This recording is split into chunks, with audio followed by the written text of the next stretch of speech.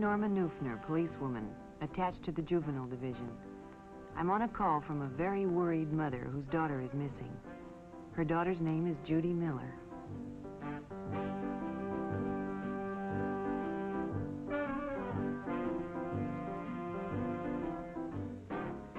Judy enjoyed babysitting, but there weren't enough jobs among the people she knew, so she decided to advertise at the supermarket for extra work.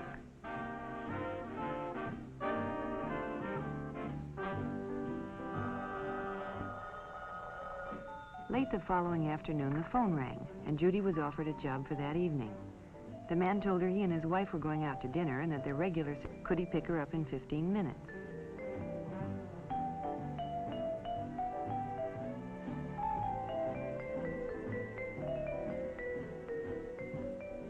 Judy's mother hadn't returned when it was time to go, so she left a message by the telephone.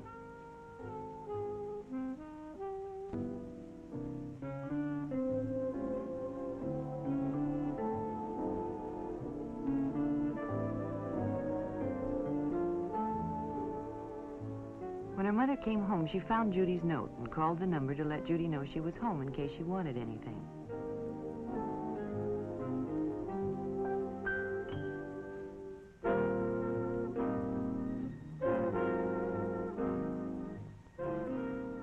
A woman answered, but she didn't know anything about Judy and told Mrs. Miller she must have the wrong number.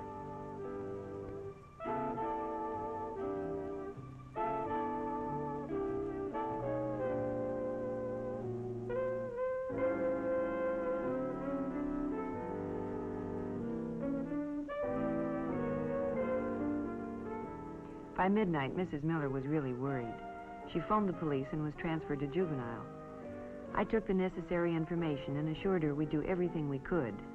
She'd have to try to be patient and wait. The waiting lasted almost a week. Then the report came in. Judy's body had been found on a lonely desert road. The most difficult part of my job is bringing bad news to parents. You can never find the right words to tell a mother her daughter has been murdered. Judy hadn't done anything wrong, she'd only been careless. Careless about whom she'd trusted. In itself, there'd been nothing wrong about advertising for a job, but it led her to trusting a person she knew nothing about. A mentally sick person who used her innocent ad as an introduction to his act of violence.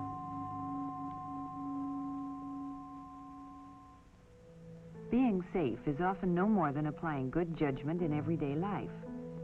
One night while Barbara was babysitting, the doorbell rang. She didn't open the door, but called and asked who it was. A stranger said his car had broken down and could he use the phone. Barbara was very polite, but she told him she was babysitting and expecting a call from her parents. However, she was sure the next door neighbors were home and perhaps he could use their phones. The stranger thanked her and left. Now, Barbara had been polite and helpful, but she hadn't taken any chances. And when her father called, she was safe.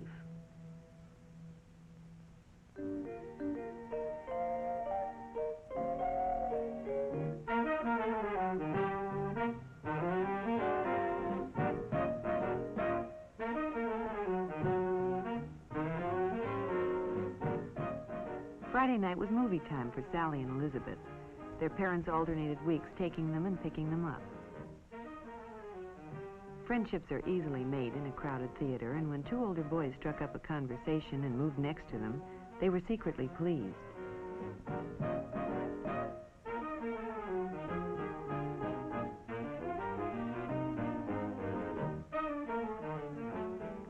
At intermission, Sally found it flattering to have her friends see her in the company of older boys, and when they asked if they could take the girls home, she was all for it.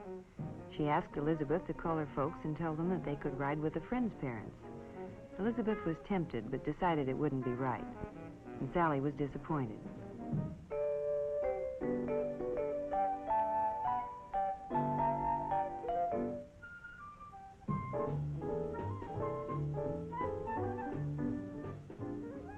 When the show was over and they were leaving, the boys suggested that if Elizabeth couldn't go with them, why didn't Sally come?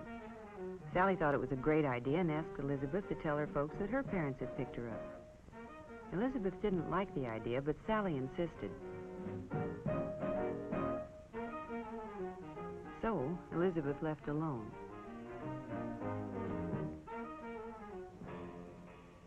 Not any of the boys she went with had a car, so it was fun riding with the older fellows. But when they drove right past her house, she became concerned.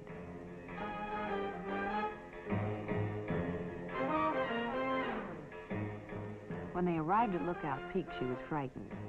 She tried to convince herself there was nothing to worry about, but when they parked off the road, she knew she had gotten herself into something she couldn't handle. At midnight, her parents became alarmed and called the Nelsons. Yes, Elizabeth was home. Hadn't they picked up Sally? No, over an hour ago. Well, of course she could talk to Elizabeth. Between guilty tears, Elizabeth told what had happened. Sally had been found, dazedly walking down the road from Lookout Peak. It was a night they'll long remember. In fact, Sally may never be able to forget it. Often seemingly innocent places can turn out to be just where wrong associations are made. Mary met Robert at just such a place. Robert frequented the malt shop in his spare time, which was considerable, as he'd finished high school and didn't work.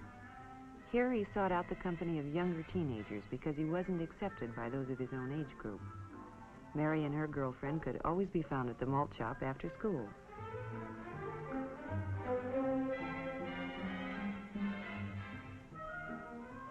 Mary had seen Robert before and thought he was very good-looking, so she was naturally flattered when he singled her out and struck up a friendly conversation.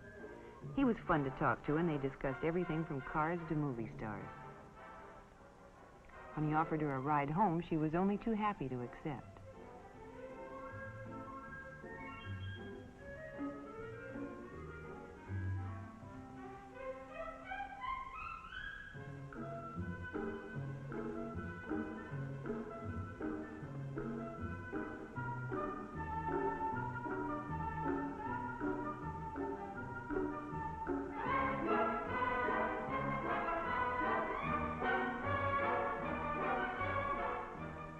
They drove around for a while and talked.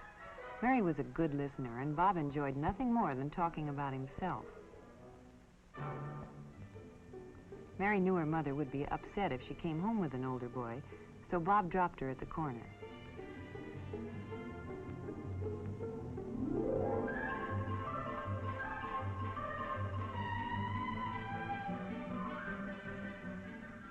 After that, they saw a good deal of each other.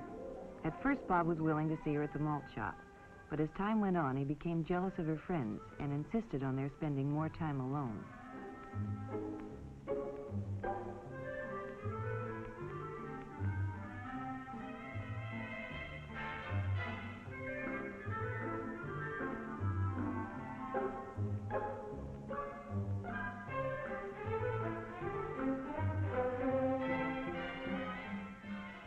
They began to go to secluded places, and their relationship became more intimate. Mary knew things were getting out of hand because Bob became more and more demanding, but not wishing to lose his friendship or the prestige she enjoyed from her friends for having an older boyfriend, she complied with his desire.